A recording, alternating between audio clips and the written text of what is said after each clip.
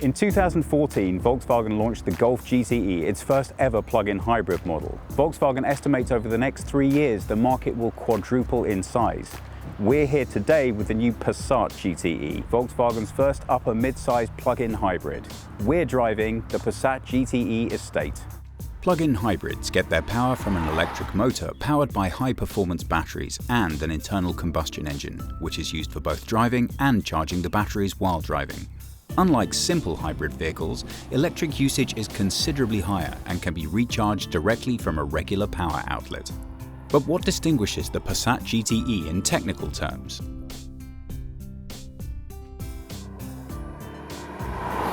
The Passat GTE has a 1.4-litre TSI with 115 kilowatts, which is installed here at the front. Between the engine and the gearbox, an electric motor is installed as a permanent magnet synchronous machine, which is particularly efficient. It delivers power through a 6-speed DSG gearbox, which has now been featured in many Volkswagen cars for a good 10 years. The GTE is a typical Passat. It's modern and offers all the latest safety and assistance systems. On board, a front assist with city emergency braking, lane departure warning and adaptive cruise control. From the outside, the GTE is different from the normal Passat, from the nameplate, the blue used in the radiator grille, and of course through the recharge point. The GTE has two engines, an electric one which produces 115 brake horsepower and a 1.4-litre petrol TSI engine which produces 156. Together they have a combined power output of 218 brake horsepower. The electric motor has a range of 50 kilometers. The combined fuel range of the car, if the battery is fully charged and the 50-litre fuel tank is full, is 1,100 kilometers. Even if you have the ideal driving requirements for the hybrid and lots of driving to do with it, you should still take a look at the consumption of regular diesel versions, because the higher price of the GTE needs driving for many kilometers to pay for itself. They have a fuel efficiency that's written as 1.6 litres, but that's really an academic figure and is only usable for comparing to other cars. A realistic real-world figure is much closer to about 4.5 litres per every 100 kilometers if you drive sensitively. Inside, the modified cockpit appearance is particularly noticeable.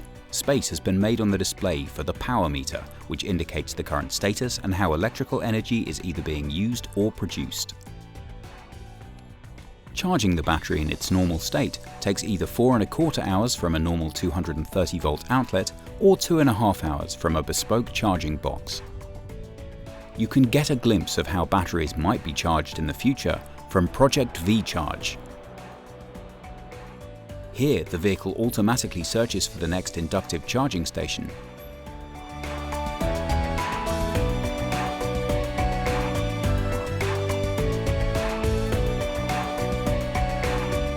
After charging is complete, it then parks the car completely automatically in a conventional parking space. For safety, sophisticated technology ensures that pedestrians, cyclists, and other vehicles are seen and avoided using in-vehicle cameras and sensors.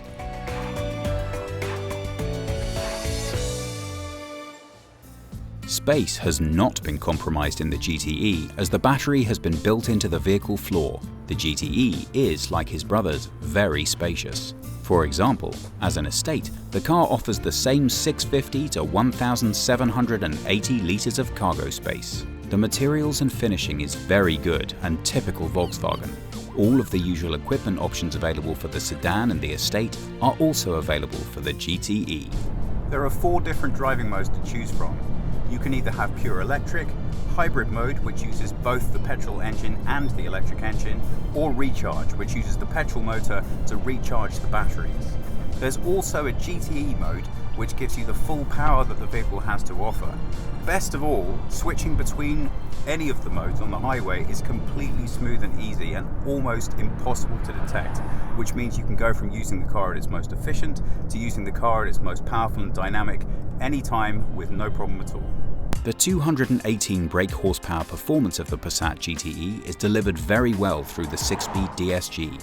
The additional weight of the batteries result only in a slight change in overall drive and has the added benefit of providing a low center of gravity. Top speed is 225 km/h. It would be unfair to describe the GTE as a top athlete. There's more power and improved dynamics on offer from the Passat 2.0 TSI with 280 brake horsepower. But either way, you should not forget that you're driving a mid-size sedan and not a sports car. The Passat GTE features all of the things that we know and like so much about the Passat, and at a starting price of €44,000, it's about the same as the 2-litre TDI biturbo that produces 240 brake horsepower. It also has the top infotainment system, full LED headlights and online services. If efficiency and economy are the most important things to you, this is your Passat.